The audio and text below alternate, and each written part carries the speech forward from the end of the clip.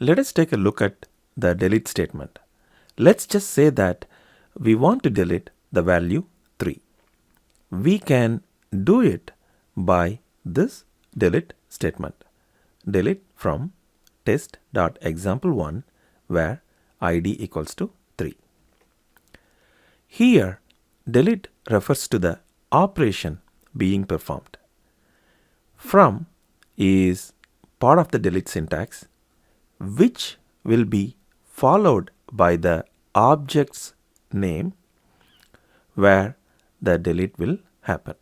In this case, it is test.example1, where id equals to 3 specifies the rows to be deleted.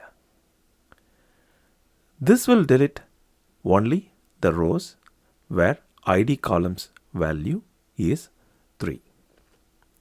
Thank you for watching this video.